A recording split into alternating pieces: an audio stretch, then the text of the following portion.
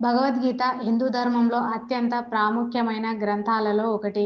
ఇది కేవలం మతపరమైన గ్రంథం మాత్రమే కాకుండా జీవితాన్ని సంతోషంగా, సమతుల్యతతో గడిపేందుకు మార్గం చూపే ఒక గొప్ప తత్వశాస్త్రం. గీతా ఉపదేశం మనస్సును ప్రశాంతంగా ఉంచడంలో సహాయపడుతుంది. మన జీవితంలో వచ్చే కష్టాలను ధైర్యంగా ఎదుర్కోవడంలో సహాయపడుతుంది. ఆధ్యాత్మిక ఆత్మజ్ఞానం మనిషి తన నిజమైన స్వరూపాన్ని అర్థం చేసుకోవడంలో సహాయపడుతుంది. భగవంతుని తత్వాన్ని, జీవన విధానాన్ని అర్థం చేసుకోవచ్చు.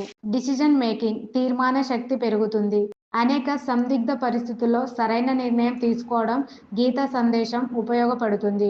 కర్మయోగం, భక్తి యోగం, జ్ఞానయోగం గురించి అర్థం చేసుకోవడం వల్ల సరైన దారి ఎంచుకోవచ్చు. లా ఆఫ్ కర్మ సిద్ధాంతం అంటే మనం చేసే ప్రతి పనికి ఫలితం ఉంటుందని గీత చెప్తుంది. పుణ్యం, పాపం గురించి స్పష్టమైన అవగాహన కలుగుతుంది.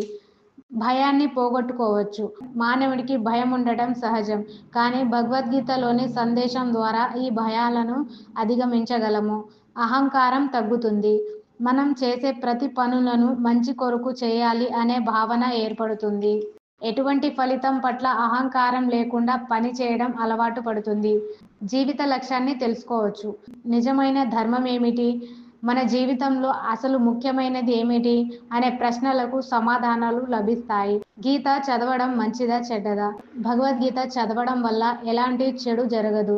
అసలు చెడు అనేది మన మనసులోనే ఉంటుంది. గీత చదవడం ద్వారా మన ఆలోచన శైలిని మెరుగుపరుచుకోవచ్చు. మనం ఎలా జీవించాలి, ఎలా ఆలోచించాలి, ఎలా పని చేయాలి అనే విషయాల్లో స్పష్టత వస్తుంది. కాబట్టి భగవద్గీత చదవడం మంచిదే. భగవద్గీత ఒక తత్వశాస్త్ర గ్రంథం. ఇది చదవడం ద్వారా మనసు ప్రశాంతంగా మారుతుంది, ధైర్యం పెరుగుతుంది, సత్ప్రవర్తన అలవడుతుంది.